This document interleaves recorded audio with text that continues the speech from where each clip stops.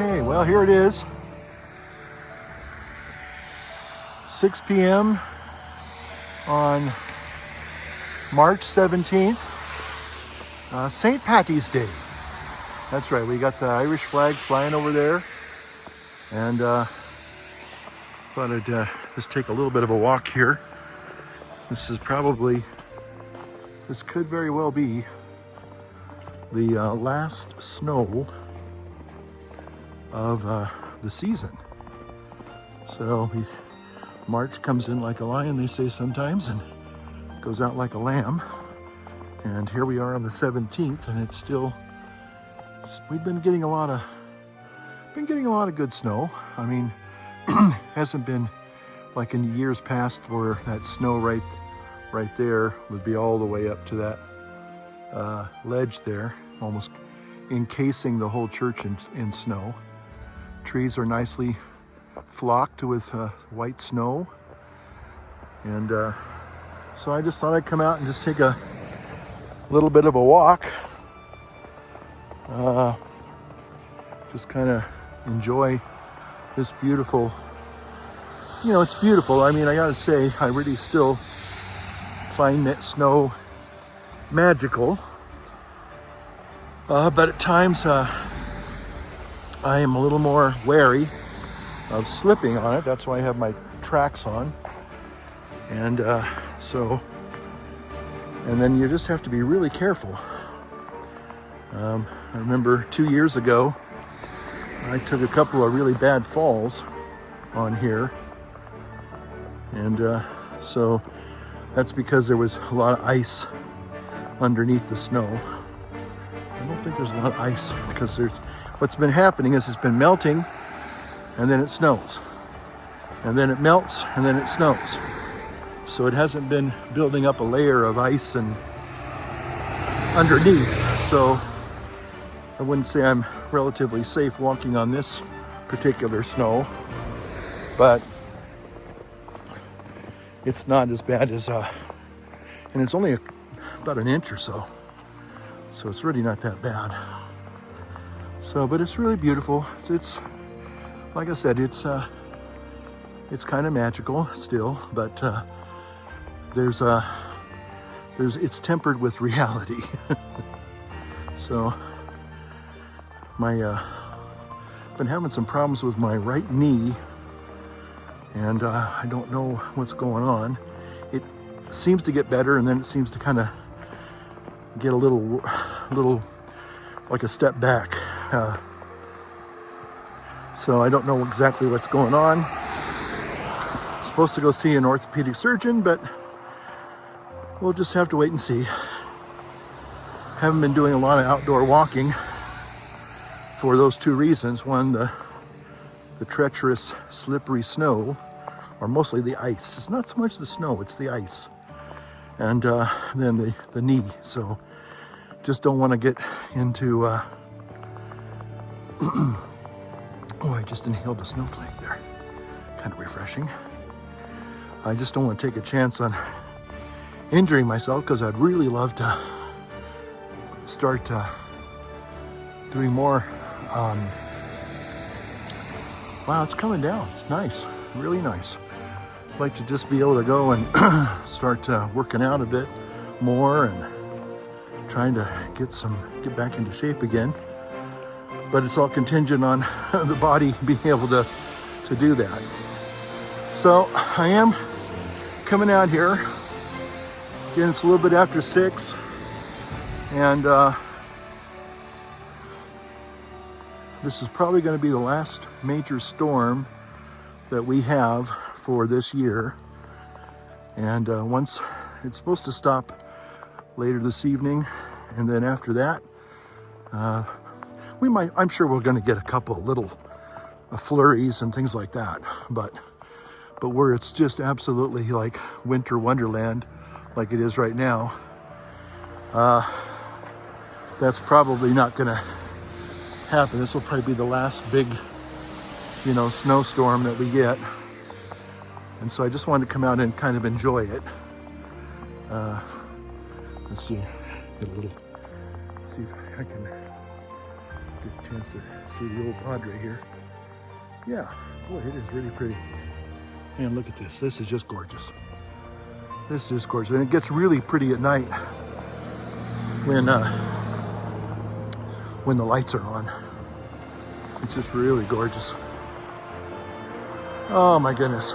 Yeah. It's a beautiful spring. I call it a spring snowstorm, you know. And I did that 2 years ago, actually walking right around here. I called it a spring snowstorm in March, because basically, you know, when you get the big heavy snowstorms in mostly December and January, and it really packs a punch, and then the accumulation starts, and then that's when it gets kind of gnarly. But this year, this is actually very beautiful, picturesque, and wow, it is really pretty. Wow, so far I'm the only one out here walking. Okay, seeing how everything's going. Wow, what a beautiful evening. And it's also the time change. We've been in the time change now just a little over a week. Most of the time in years past, I really dreaded the spring forward.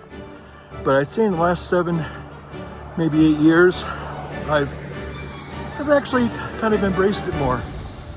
And it's, you know, something that I look forward to. Now, normally when we have a really harsh winter, these berms, you have to walk over the whole thing. So, okay, look at that.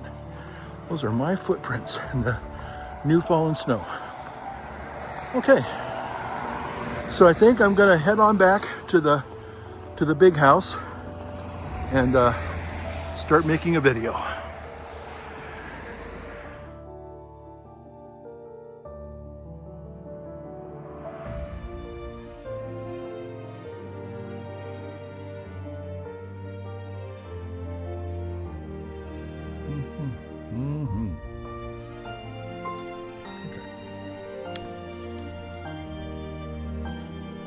Good evening, Pi pals and gals. Holy smoke, Pi Padre with the Ides of March video for you and you and you and you and you in the back there. See it right there. Okay. All right. So let's get the housekeeping details out of the way. I'm smoking, I think this is my Philip Rivera.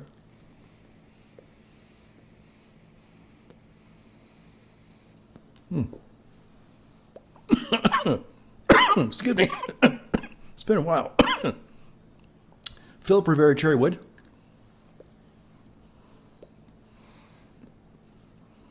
See if I can do where's the camera there? I guess there's the camera right there. Okay, that's a pretty looking pipe there, right? Wow, look at that. Philip Rivera Cherry Wood. Ah, she's a gorgeous thing. Okay. And smoking some Hell of the Wind. Hell of the Wind. Oops, there we go. Back there. Hell of the Wind. Hell of the Wind. Okay. Kind of I don't know if that's an Irish tobacco. I mean, well, wait a minute now. See, this is, of course, a rat trays. So that might be Irish. Hold on a second. Maybe I'll just double check to see where this is. I think it's English, though. Yeah, Great Britain. So I don't think the Irish people would be too happy with me smoking something from the evil English. Yeah.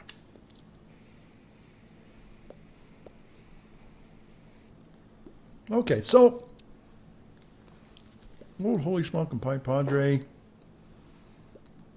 coming back at you after the day after St. Patty's Day. And I hope that each and every one of you had a grand St. Patty's Day with lots of corned beef and cabbage and some Irish soda bread and lots of Guinness. Guinness to wash it all down with, you know. Now it's fascinating to know. I got a little owie right there. I'm looking at it, the reverse thing there. Yeah, I don't know what happened there. I think a little ingrown hair. Tried to start shaving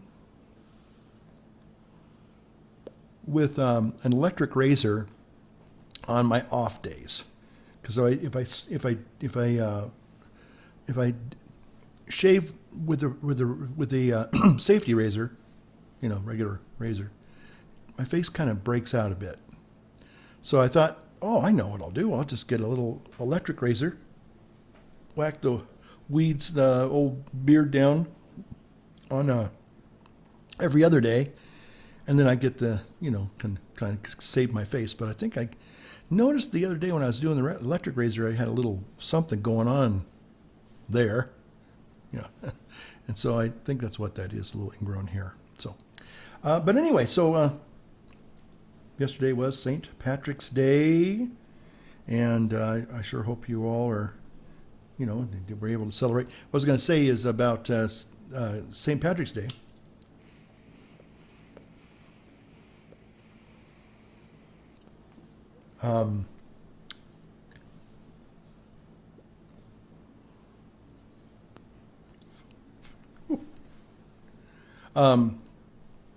Is that they do have a non-alcoholic Guinness. Believe it or not, it's true. They make non-alcoholic Guinness. Now, for a lot of people that are still of the imbibing nature, they may think that's absolutely heretical, sacrilegious perhaps, but it is true. They make a non-alcoholic Guinness. And I didn't bring anything to the table with me tonight to do any kind of, I was going to bring a cup of tea with me. Oh, yeah. Okay. So,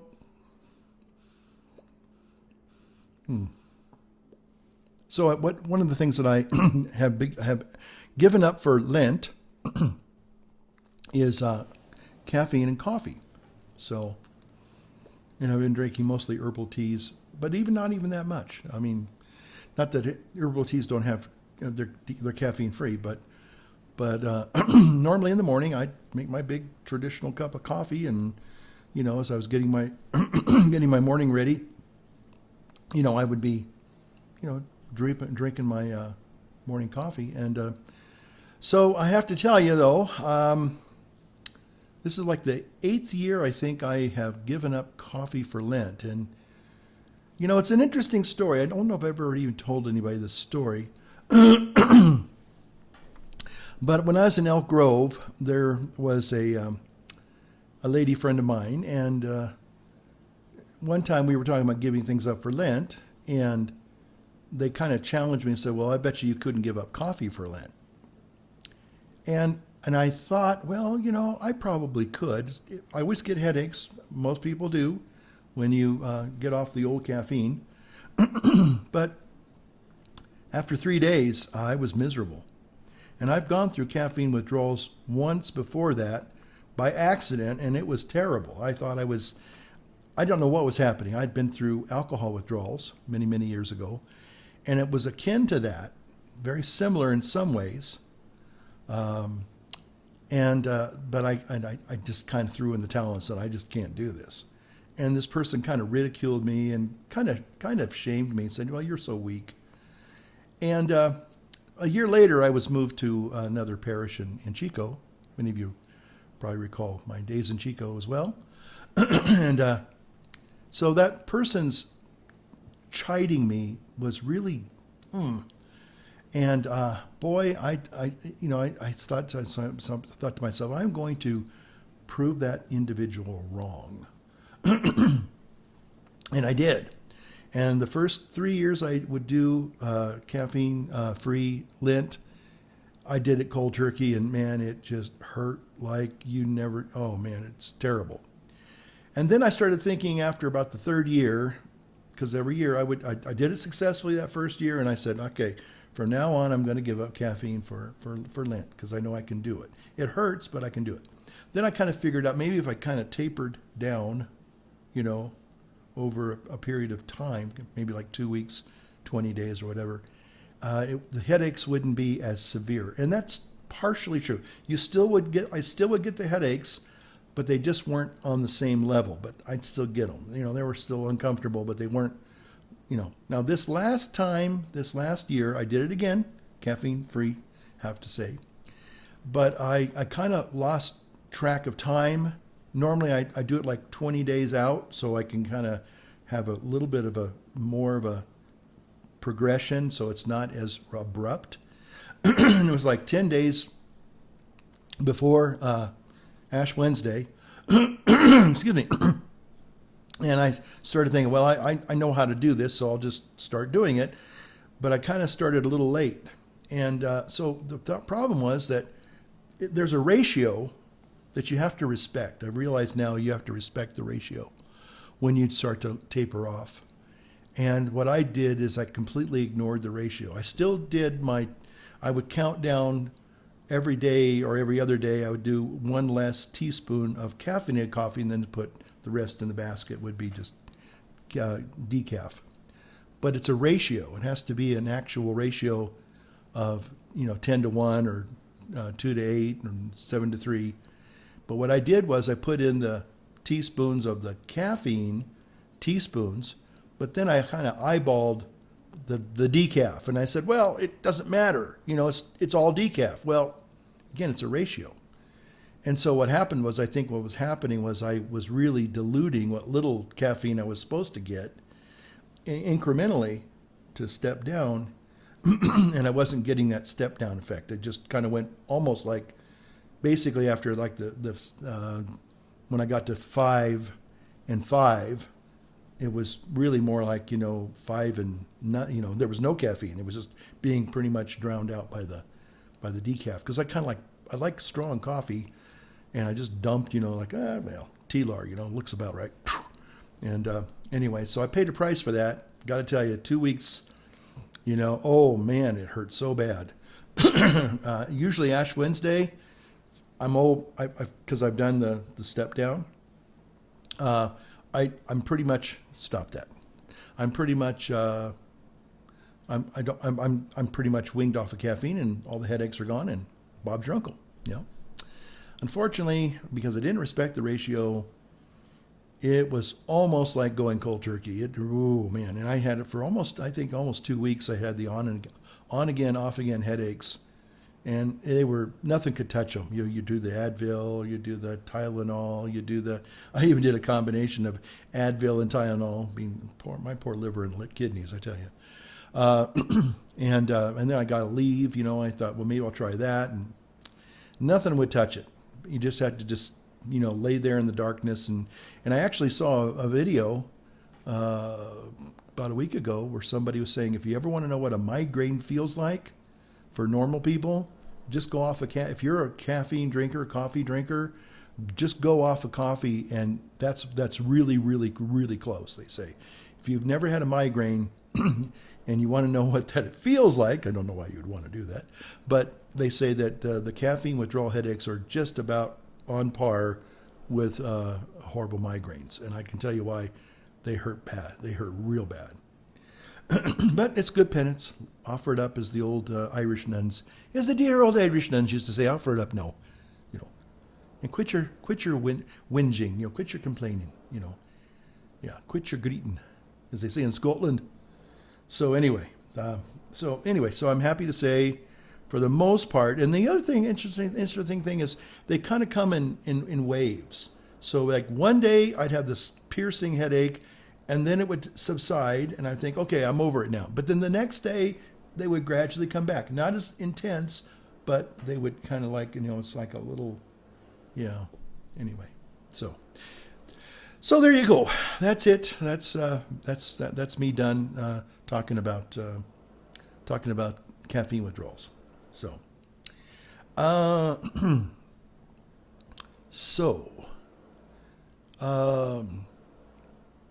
gonna see what do we got here? Okay, all right, we're doing pretty good. All right, so so I got a brand new MacBook Air in the blue color, which, as I'm looking at it now, looks like the silver, the old-fashioned silver. But in the right light, it has a blue tint, which is nice. It's actually a really nice. The M4 is a wonderful machine. I've been doing a lot of. I'm using the M4 right now as we're talking. Yeah, I'm talking on the M4 instead of using my my trusty rusty iPhone that I normally record videos with.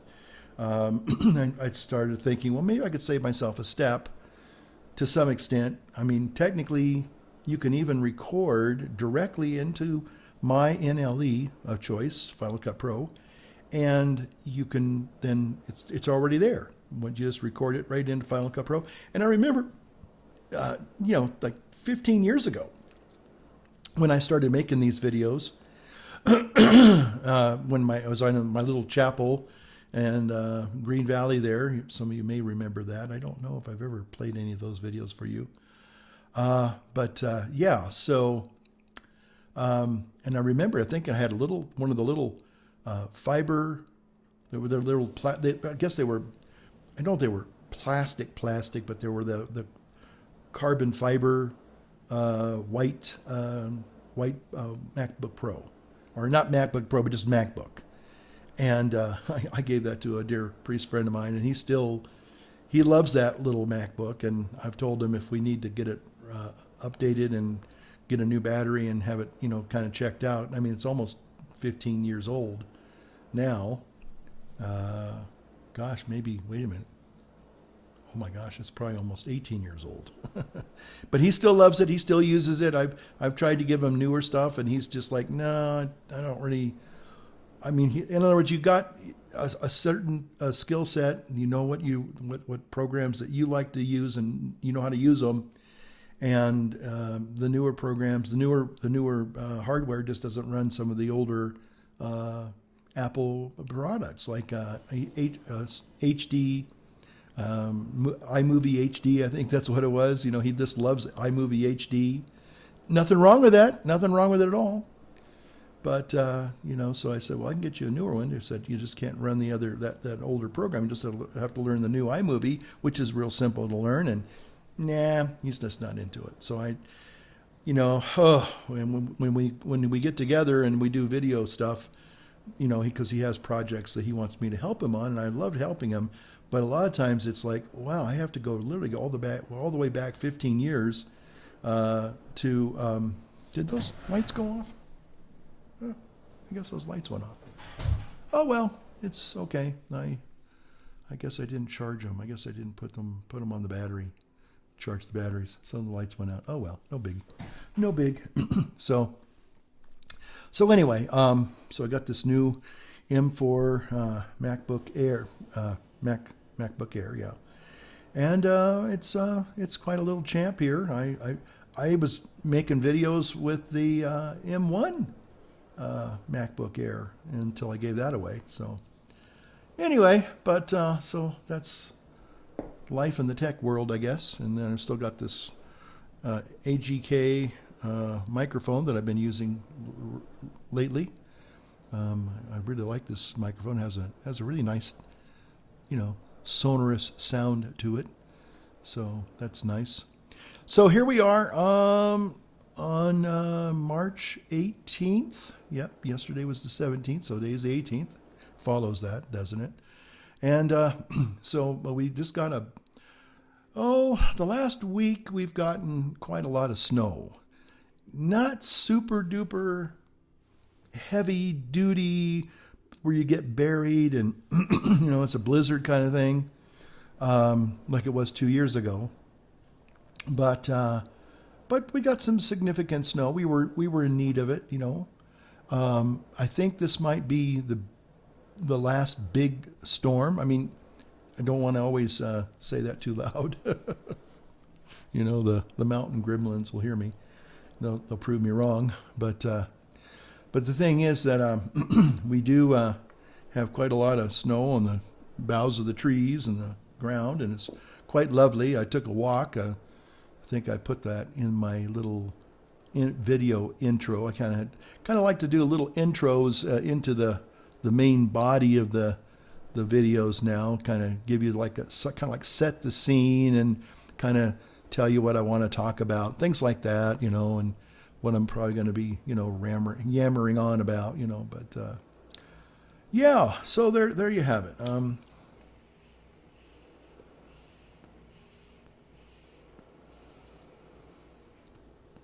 Oh, that's good. That's good. How the wind?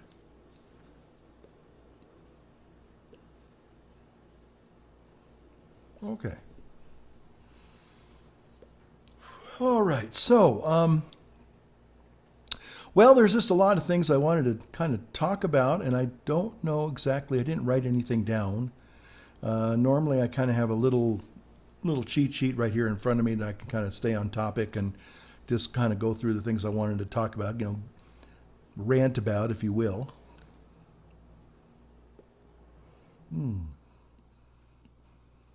That's really good. I like that. Sometimes that's all you really need in life is just a little bit of a good pipe and some good pipe tobacco and a little bit of quiet, and it's nice. Yeah. So, so as I look out the window, again, there's lots of snow on the ground, a lot of snow in the trees, and nightfall is starting to slowly creep in. So, it's another one of those winter kind of days, kind of winter evenings. Although we did do the time change 2 weeks ago. Well, it'll be 2 weeks this Sunday. A little over a week, about 10 days ago, we did the time change. And I got to tell you, I used to hate it like with a passion. I'm still not all that sanguine about it, but at the same time, over the last 8 years, I have kind of grown accustomed to it. Of course, I prepare for it. I really, I got to tell you, it's just like New Year's Day and Ash Wednesday. The time change. If you prepare for it, it's not that bad. It can be manageable. And what I mean by, preparing for, like, for example, on New Year's Day, most people wake up with a splitting, horrible headache and hangover. Well, I don't do that anymore. I haven't done that for a long time. And I wake up on New Year's Day and I'm kind of like, oh, that's great, another year. Okay. I'm not sick. I'm not going to the porcelain god and going, Ralph! Hope I didn't make anybody lose their cookies when I did that. And then again, Ash Wednesday, like I said, I normally taper down to where Ash Wednesday, I'm completely free of caffeine, no headaches. But this year I didn't get on the ball fast enough. So you have to give yourself some time to, let the caffeine kind of work out of your system. There's a lot of interesting talks about and studies about half-life of caffeine, and it's kind of interesting. It's an interesting drug. I'll say that. I told one of my dearest friends, I said, I was up on my little place where I do my evening prayers and afternoon prayers, and it just kind of dawned on me that I love coffee as a social drink, but I don't need it as a stimulant anymore. My life is too stimulating as it is. There's just tons of stuff going on, just in my own personal life and my life as a parish padre. And, I am not bored. There are times I wish I could be bored. But they say that after a while, it doesn't happen overnight, but your sleep will improve. I think I'm starting to experience that now. Like I said, I was still fighting the horrible headaches just as in fact, last night I had another little one, not a big one, but enough to where it was nagging, enough to where it was like, eh. But I am noticing that I'm starting to fall asleep and I'm starting to have deeper dreams, and I'm not easily as startled as I once was. So I think that's a good thing. And, but I like coffee, and I can still have decaf. And I can still have, I used to have what I call 50-50, straight up black coffee and heavy whipping cream. That's my drug. Well, it was my drug of choice. Now it's my drink of choice, I guess. And I'll go back to drinking decaf coffee with heavy cream, I guess. And I'll still enjoy a cup of coffee, Stop that. Sometimes it automatically shuts off. I'm going to have to figure out if there's a time limit on that so I can set that so it doesn't go off every 15 minutes. But anyway, so I can still enjoy it as a social drink. It's always nice to have a cup of coffee with, friends and everything, and maybe going out to a restaurant on a morning to have a nice breakfast. And, so I can still do that, but I just do the decaf. It's not a big deal. It's not like the end of the world. And so I'm going to see in the next few weeks if my sleep, because I'm also trying to sleep in a more quieter room. The room that I normally sleep in, it's got you hear a lot of traffic. We live by a very busy road. And so I've kind of rearranged my sleeping to sleep in another room where it's not quite as noisy, which I think that helps out an awful lot. And so, and then just trying not to, watch what the sugar and all the other things that can really overly stimulate you when you're trying to get some sleep. So probably not watch as much videos late in the evening, kind of turn that off for at least an hour or two. I think that'll help a little bit. So all these are little things that'll help, because I think I really need to really focus on getting good quality sleep. And it's hard. It's difficult because I got a lot of stuff going on in my brain, and I've got meetings, and I got things I got to focus on, and just got a lot of things to preoccupy myself, and it's hard sometimes turning it all off and letting just kind of relaxing. You're just kind of like, okay. So, okay, there's so many things you could talk about, I guess. First of all, congratulations to, was it the Crew 9 or the Crew 10, SpaceX, NASA, whatever, splashdown earlier this afternoon in Florida, the Gulf of America. Hope that didn't trigger some of you. In the beautiful Gulf of America, and splashdown for SpaceX. And got to say, some people may not like it, but I have to say it's kind of a little victory lap for his eminence, Elon Musk. And so, I guess recently there's been a lot of protests at Tesla dealerships, and individuals have been taking upon themselves to administer what they think is justice by keying Teslas and especially Cybertrucks. Yeah. So there you go. Watch my little Cybertruck guy, going by there. Okay. So anyway,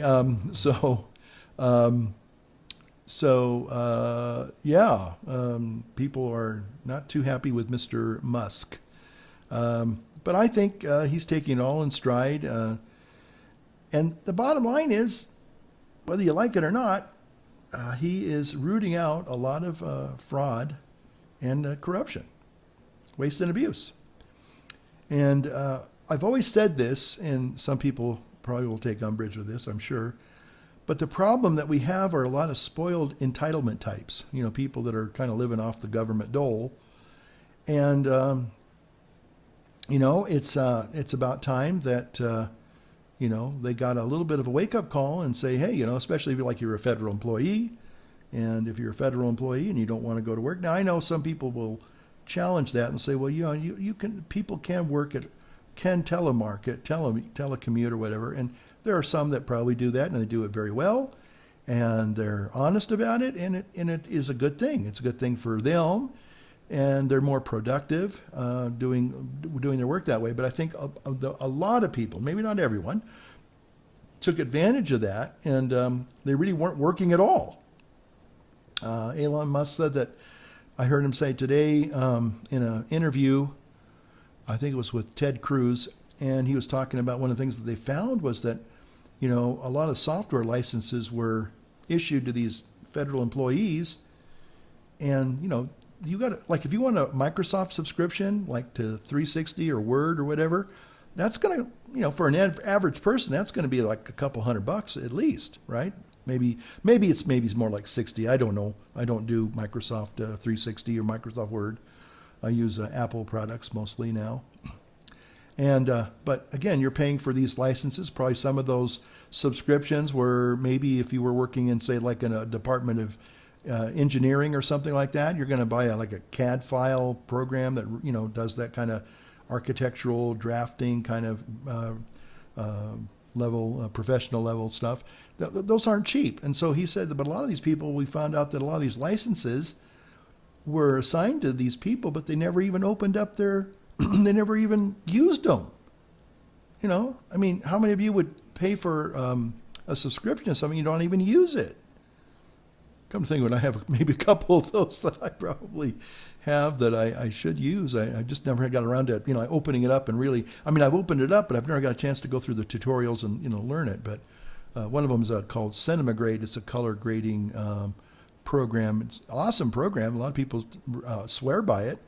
Instead of swear at it, like Microsoft Word, but anyway, I mean, but for the most part, it's like Final Cut Pro, which I use probably every day, and all the other professional video editing and camera programs and audio programs.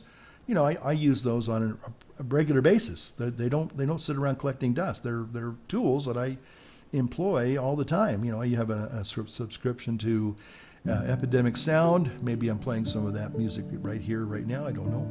Or maybe I played it earlier in one of my other little videos. And Envato Elements that sometimes I do, like if I want to talk about a certain thing and I don't have actual footage myself, I can, kind of see what they have. And if they have something kind of decent that ties well into a video, I'll drop one of those into a video. So I have a lot of subscriptions, but I'd say 90% of them, I use them all the time. Motion VFX and FX Factory.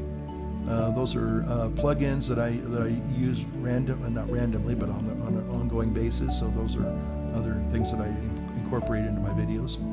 So I use a lot of stuff, and but again, if you're somebody who's a government employee and you're not even opening, they never opened up the program to even to initialize it or have it authenticated.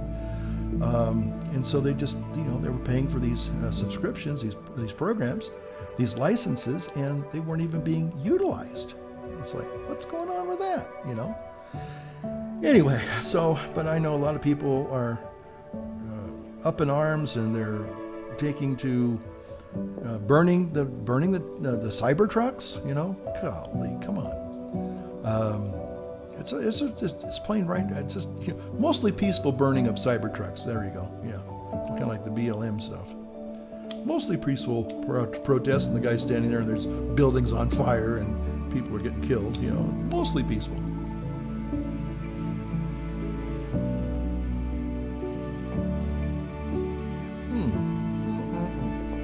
That's wonderful. Okay.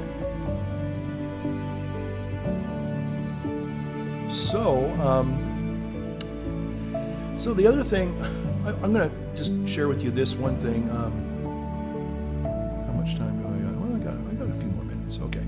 So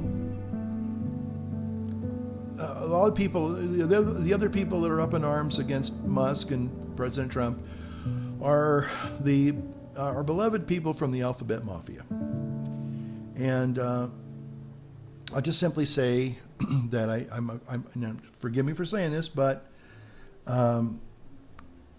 we see how unhinged a lot of these people are. They're filled with a lot of anger and hate, and they're very violent people. And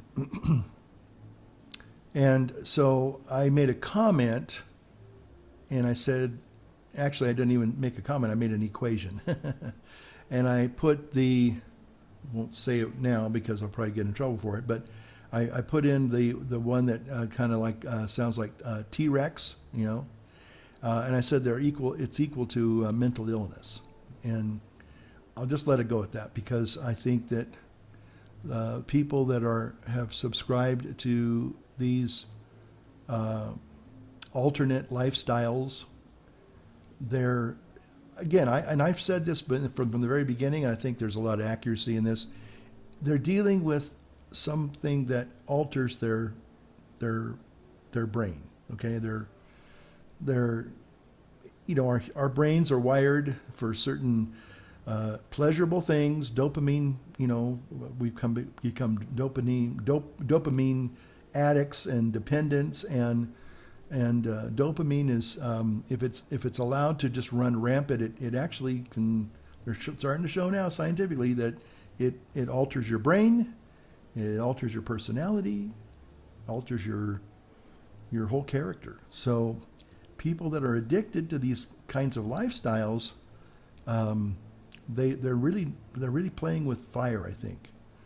And I it's like, as a recovering alcoholic, I know what it means to have a drug of choice that you love. And it would be horrible if some person said, because when people are being convicted, they're being challenged about their addictions, the most natural thing in the world is to fight back against that. Like, hell no, you aren't going to tell me that I got a problem. If you're feeling that way, and you look at some of these people, the trans tenders, they are just, you can't tell them anything. They will just go into rageaholic mode. Because I think it's really there's something off. There's something off. There's something wrong.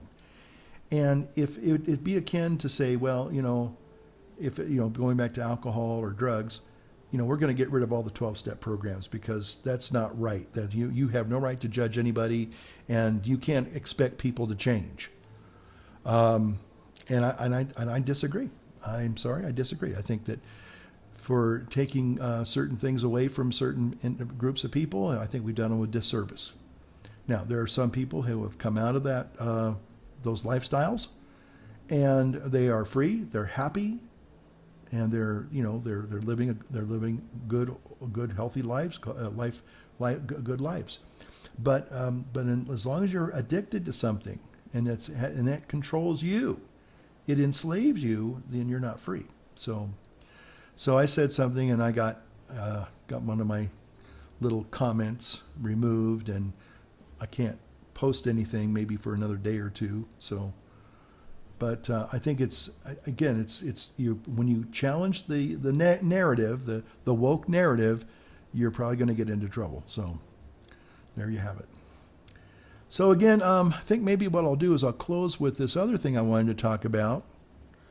And again, I'm not a constitutional lawyer, and I'm not a lawyer. I don't even play one on YouTube. There you go.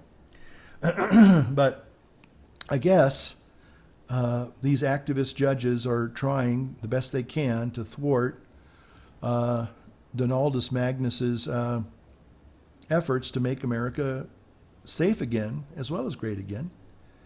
And, we have people like Ilhan Omar, she makes me ill, I gotta say,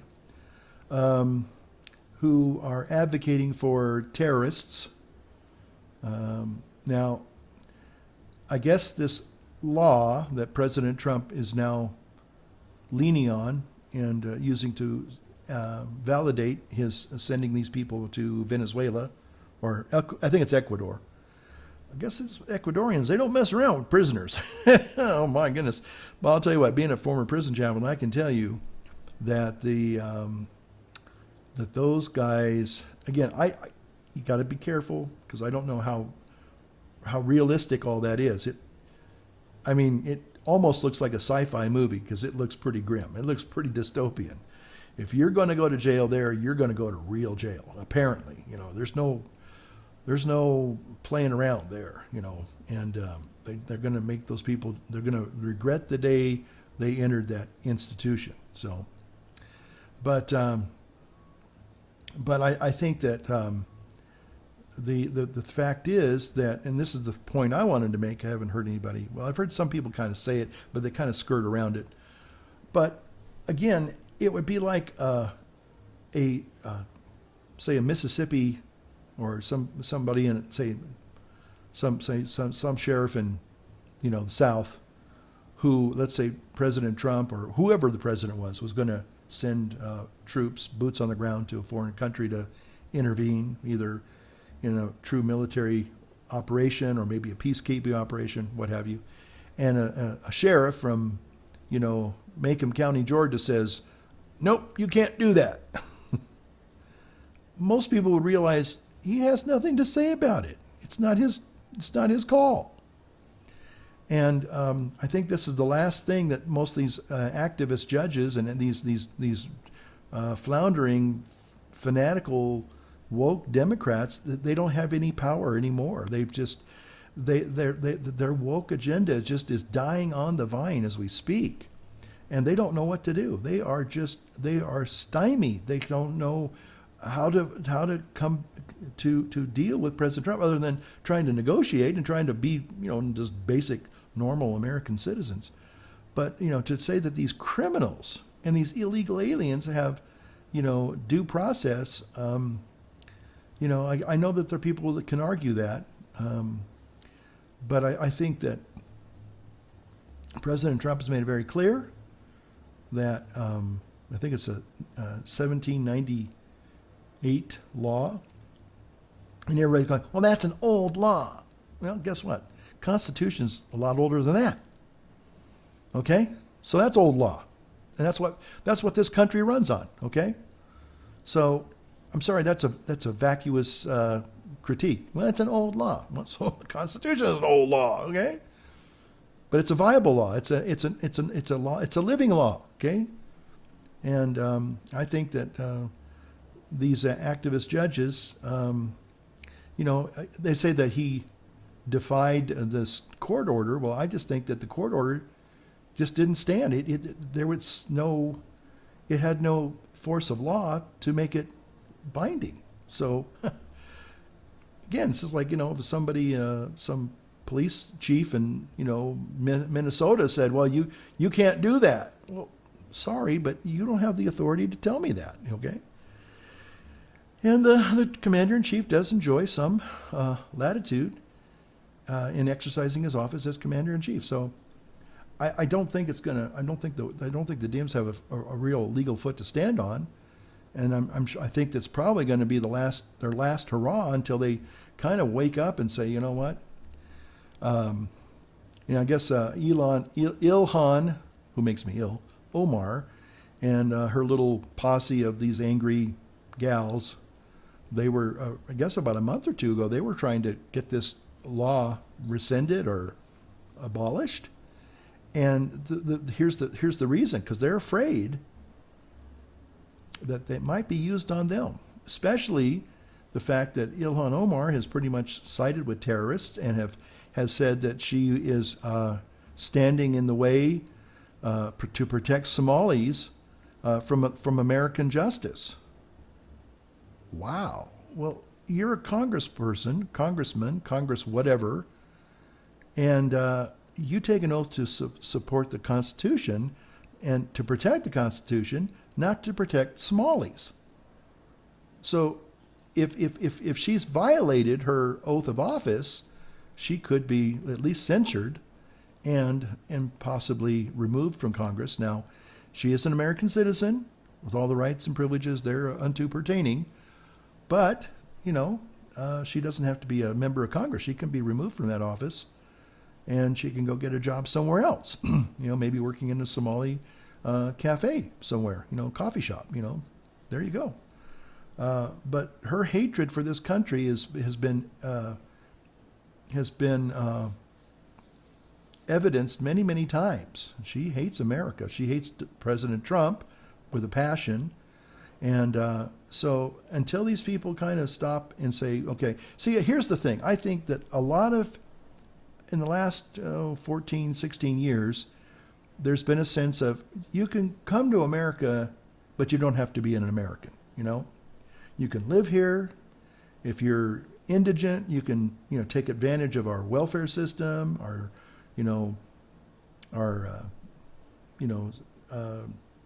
system that allows people who need financial help and grants and free college and free medical and all these things. You can take advantage of that, but yet you don't have to be. In fact, it was another lady.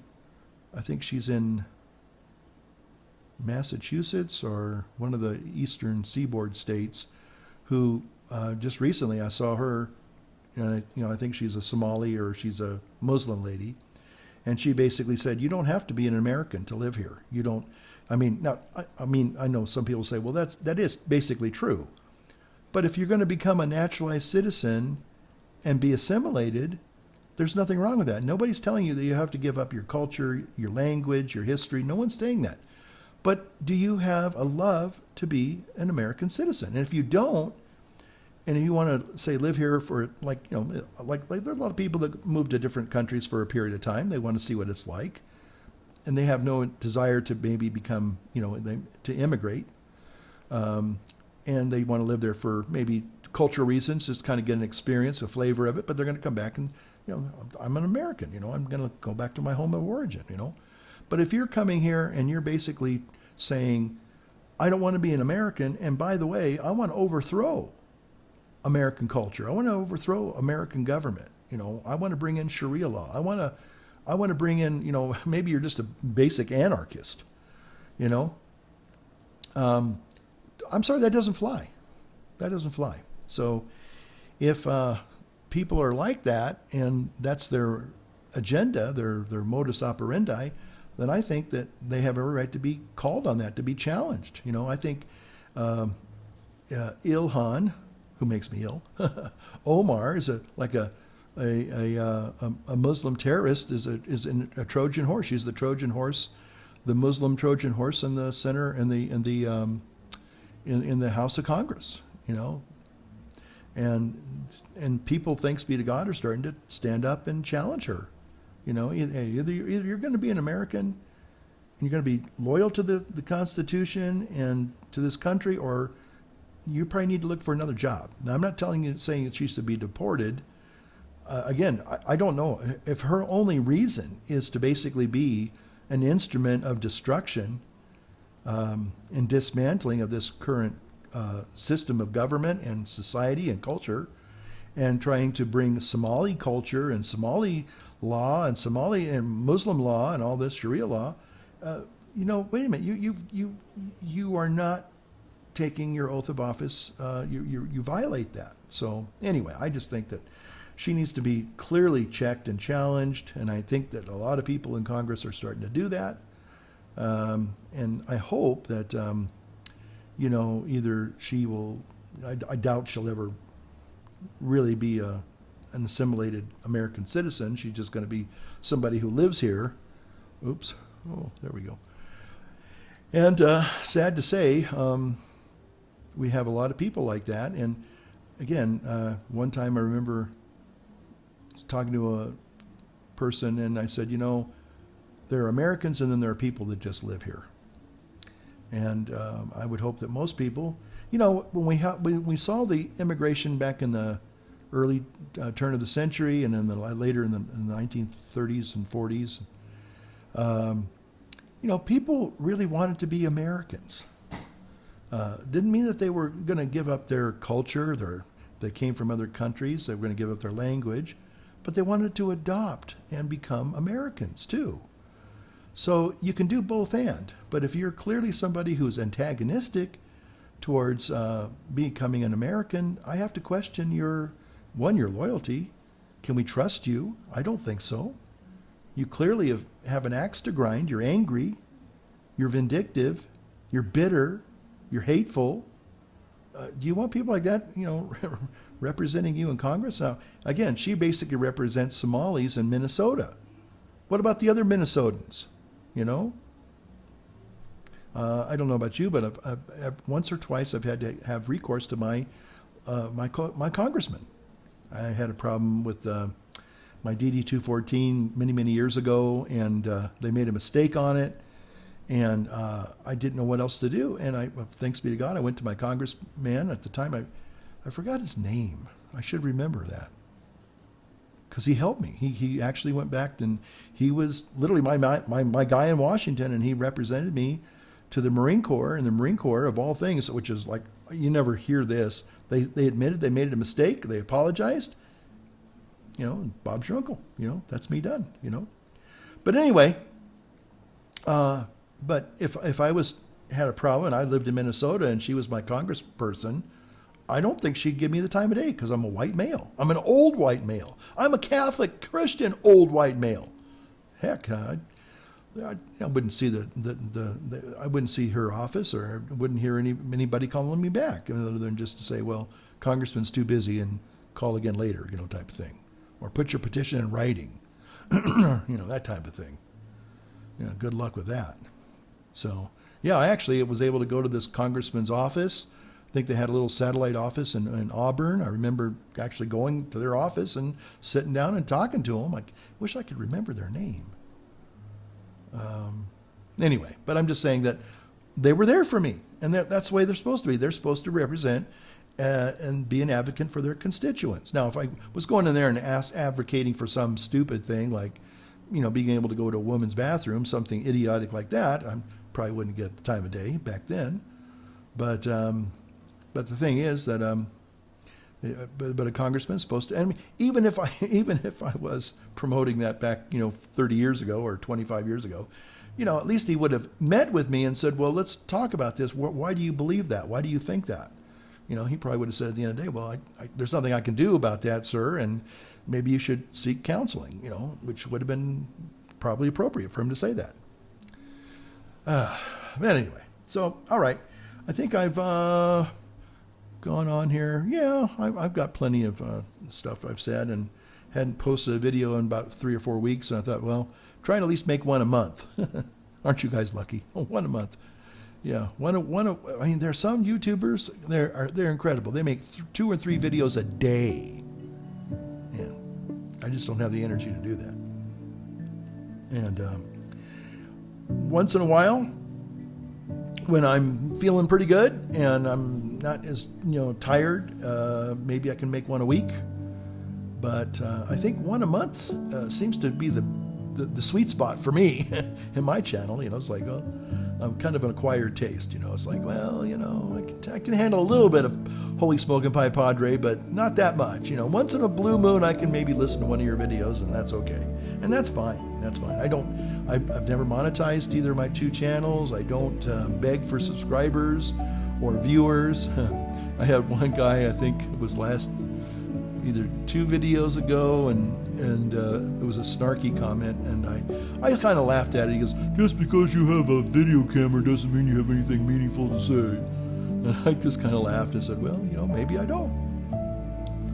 I'll be the first one to say that probably pretty boring video stuff here. I mean, it's not, you could probably watch paint dry and be more excited than watching one of my videos, but I'm just saying, hey, it's a legitimate comment. I don't happen to agree with it. I wasn't like wounded or, oh, I'm so offended or whatever. I said, well, okay, smarty pants. That's a valid comment on your part. That's your opinion. But maybe other people feel the same way. I don't know, so.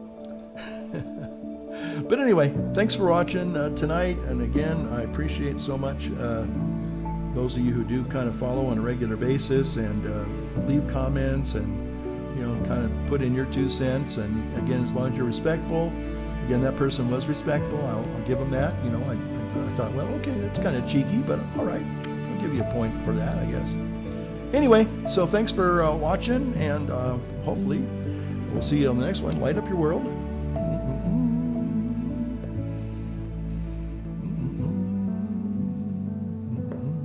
And I mean, light up your pipe and then light up your world.